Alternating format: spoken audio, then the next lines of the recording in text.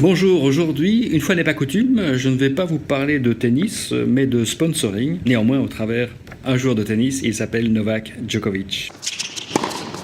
Jeu, 7 match.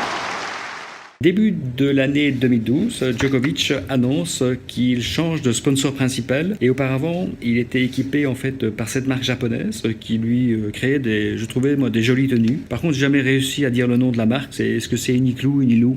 Ça je sais pas. Et après, Djokovic a choisi de travailler avec cette marque-là et donc d'être l'ambassadeur du célèbre crocodile de la marque donc Lacoste. Et au moment de cette rupture, le patron japonais a envoyé en fait une lettre à Novak Djokovic. Je vous propose de la relire. Cher Novak-san, san, je ne sais pas ce que ça veut dire en japonais. Tout d'abord, votre amitié restera toujours chère à mon cœur. Ça ne changera jamais. Travailler avec vous fut un honneur et une aventure. Quand nous sommes rencontrés, vous étiez de votre côté un jeune homme au talent si prometteur, et nous, Uniqlo, étions si nouveaux dans le monde du sport de compétition. Nous avons été une équipe lorsque vous êtes monté au sommet de votre sport, accomplissant des exploits qui vous ont placé parmi les plus grands athlètes de l'histoire. Et puis il y a votre travail hors du terrain, votre amour de la paix, vos efforts pour les enfants à travers le monde, votre sens de l'humour et l'humanité qui façonne tout ce que vous faites. Vous nous avez inspirés tout au long de notre collaboration. Et je n'oublierai jamais l'excitation et la fierté que j'ai ressentie après votre victoire à Paris l'année dernière. Quel frisson de faire partie de cette aventure.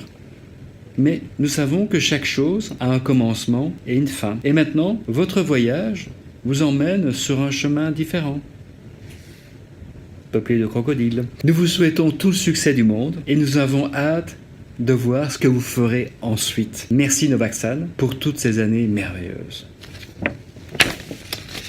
C'est incroyable ça. Je dois bien reconnaître que moi en tant que commercial, en tant que patron d'entreprise, comme tout le monde, il m'est arrivé de perdre des clients, des contrats. Je dois reconnaître que je ne me suis pas fendu d'une lettre pareille. D'une part pour les remercier de m'avoir fait confiance, d'autre part pour les remercier de m'avoir fait grandir, car dans tout projet je grandis, même si parfois c'est compliqué, mais chaque fois je grandis. Et là je me rends compte que j'ai pas été classe, quoi. J'aurais dû écrire ce genre de lettres d'amour à des gens qui m'ont fait confiance et que c'est pas parce qu'ils me quittent qu'ils ne méritent pas, ils auraient dû en fait recevoir cette lettre. Donc mea culpa pour les gens qui désirent un jour me quitter, je vous le promets, je me fendrai de vous envoyer un texte pareil pour vous remercier. Cela étant dit, je ferai tout pour ne pas devoir le faire. Je vous propose qu'on s'appelle pour qu'on en parle.